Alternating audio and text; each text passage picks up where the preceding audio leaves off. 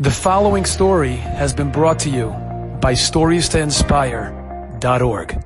One of the great rabbis of our generation, Gaon Rav Steinemann, Zecher Tzaddik v'Kadosh L'Bracha. I'm sure many of you have heard about the great tzaddik, if not even all of you. I was in Israel when he passed away. It was right before Hanukkah, and such an unbelievable tzaddik. The power, his warmth. I'm sure many of you might have even been zochet to be by the rabbi. And something amazing happened that one time the rabbi was in America on one of his unbelievable holy avodot that he was doing. And unfortunately, he wasn't feeling well. So they had to fly him back to Israel. They're not putting the rabbi on no Boeing 747, not even first class. They charter the rabbi private jet. He got a philanthropist from Canada, and he flew the rabbi back on a private jet. So the rabbi is going in the private jet, and the jet could hold up to 10 people. Being that the rabbi is from Bnei Brak, they fit 20. So the rabbi is going on the plane. He's sitting over there. Tzaddikim, they know how to go with the rabbi. They're not leaving the rabbi. So he's on the plane, and the plane takes off. And the head steward comes over to the rabbi in the middle of the flight, and he says, I understand that the rabbi is the VIP of the flight. All of this is just for you. So I'm going to be your head steward for the flight. Anything you need, we could get you on this plane. But anything, we could get you on this flight. McAllen 25, shawarma, anything that you might need, anything you could probably get on the flight. Is there anything that we could get you? She starts thinking, and the Hasidim are confused. Rabbi, you're thinking? At home, you barely eat a small piece of bread and a little butter. On the plane with this goyim, you're thinking what you need on the flight. They're confused. So he says, give me 10 minutes, let me think of something. Okay? 10 minutes later, the steward comes back to the rabbi and he says, Rabbi, what can we get you? So the rabbi says, he said he could do anything, right? Anything you need, Rabbi, please tell us, we'll have you on the plane. Anything I need? Anything. He says, well, you see, we pray 3 times a day, Jews. The morning prayer, afternoon, and evening prayer. One I was able to make before the flight. The third, I'll be able to pray in Israel. But the second, I'm going to have to pray on the plane. I don't like praying on the plane, my concentration. Could you please land the plane? Are you kidding?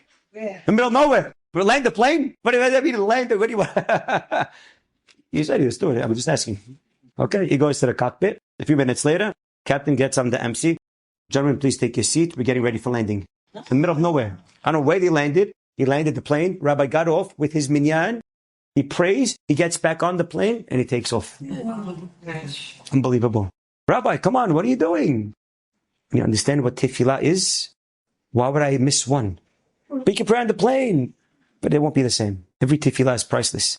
And Borei Olam loves us. He's given us the opportunity to pray whenever we like. 24/7, 365. He gives us his undivided attention. All we have to do is tap into this unbelievable and beautiful koach called tefillah.